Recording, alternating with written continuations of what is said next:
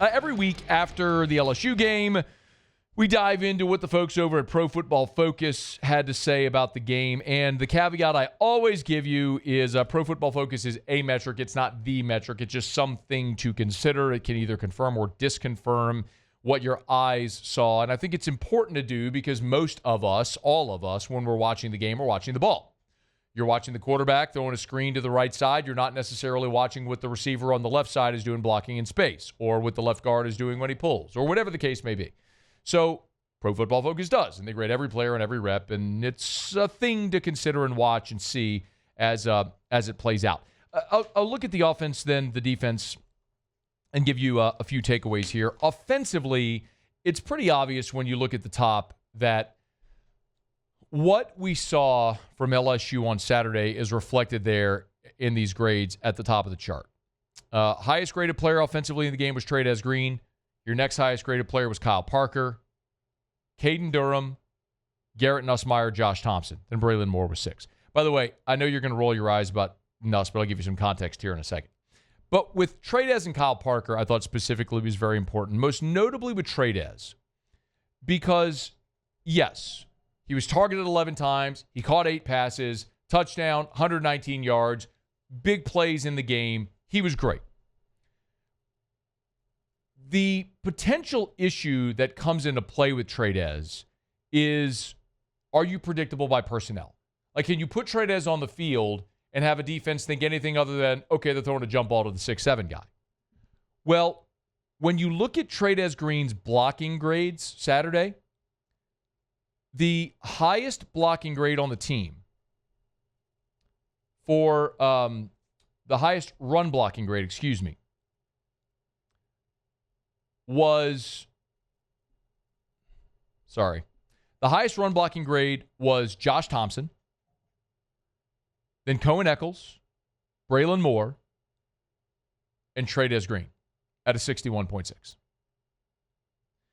Trey'Dez's pass blocking grade of a 64.5 was behind only Braylon Moore, Caden Durham. Point is, we interviewed Trey'Dez in fall camp, one-on-one. I got to sit down with him, and I asked him where in his game he wanted to improve. And without blinking, he said his blocking. He wants to become a better blocker. Now, he was injured against Tech blocking. But Trey'Dez Green in this ball game played 52 of the 66 offensive snaps. That's relevant because up until this point, he had played in 39, 32, 30, and then boom, 52. Very clearly in the open date, they said, hey, we got to do 2 things. Commit to running the football and get 14 on the field more. He's your best offensive player. Get him on the field more. Success. And you can continue to justify that when he blocks the way he did. So that part of the game for Trey'Dez was outstanding. Love to see Trey'Dez at the top. We talked about Kyle Parker as well. Now, with Nussmeier, I can understand how you'd roll your eyes a little bit because of the interceptions, but Nussmeier graded out very high overall, and his passing grade was a 68.8. So when you throw for 270 yards and a couple of touchdowns, obviously there's going to be some of those instances where it's going to boost your grade in spite of the interceptions. Now, the problem that the offense had at times continues to be parts of your offensive line. At the bottom of the grades, Bauer Sharp was at the bottom, graded out at 41. Chris Hilton was second lowest. He played only 11 snaps in the game. And then Weston Davis at a 44. Weston Davis's pass block grade in this game was a 29.2. A 29.2. Now, he had an unenviable task against Dylan Stewart, who's an outstanding defensive end. Nussmeier was not sacked, but Weston Davis didn't have a great game pass blocking over there on the outside. So his grade of 29.2 was the lowest of the season. He gave up 2 hurries, 2 pressures. Just in 21 pass block reps, by the way. In true pass sets. It's a challenge to keep Weston Davis out there right now. But I don't know that they have necessarily a better option. I asked Brian Kelly if they had considered Josh Thompson, who played 2 years ago at Northwestern at right tackle, and he sort of said they did consider it, but they're sticking with Weston Davis because they want him to keep improving and getting better, okay. But in the immediacy, you need help out there. And apparently that's not somewhere where they're going to change things up. Now, if you look at the rest of the blocking grades, Braylon Moore's pass blocking grade was an 80. Josh Thompson's pass blocking grade was a 62. Tyree Adams' pass blocking grade was a 57. Mentioned Davis at a 29, while Cohen Eccles was at a 24.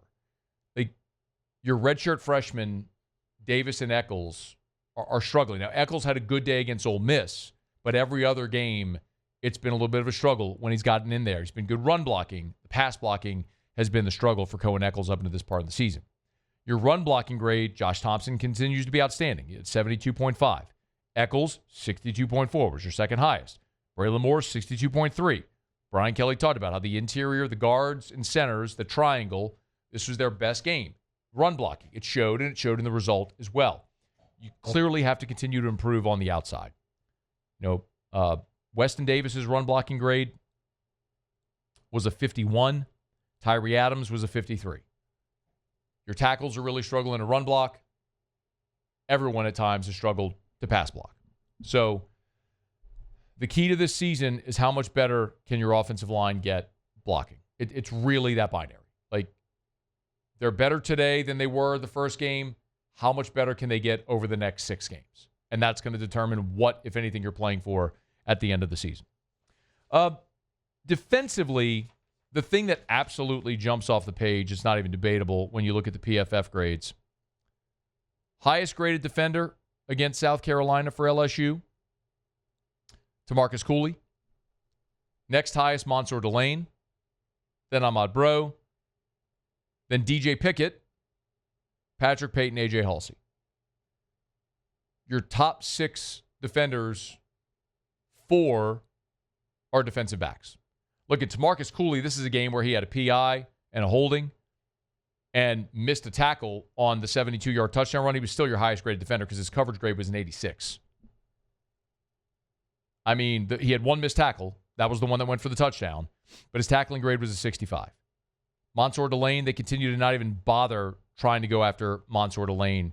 And when they do, you see what happens. Like on that 4th down play at the end of the game, it was what sealed it. It's trying to get the ball. Somebody was only targeted twice. Neither was completed. He had 3 tackles. He pressured Lenore Sellers. Mansoor Delane has been awesome. It's why you're hearing a lot of buzz for him to be a first-round pick. Tamarcus Cooley was part of a secondary that kept Lenore Sellers throwing the football in check, and they continue to be outstanding. And the interesting thing I mentioned, though, about Ahmad Bro, remember, was on the injury report this week, and he played and played well. Ended up out there playing just 27 reps, but graded out at a 74.7. So really good to see. And then at the bottom of the grades defensively, Devon Keys, Jamari Butler, Jack Pyburn, West Weeks, Whit Weeks. And I know, look, those are guys that have been super productive for you and been really good players, but it's just very obvious.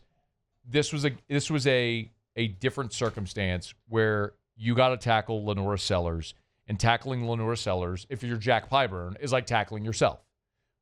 You just don't see quarterbacks that are 6'4", 250 that are that strong and fast and physical and athletic.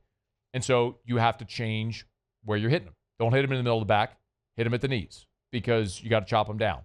And so you missed a ton of tackles. In this game, LSU missed 24 tackles. You want to know why the grades were the way they were? They missed 24 tackles. That'll do it. So I'm not going to freak out about that. We know these guys are outstanding players, and they'll bounce back. But they had a tough time, obviously, dealing with Lenore Sellers. And when you miss 24 tackles, that's going to happen. So in any event, just a quick look at Pro Football Focus with LSU's win over South Carolina.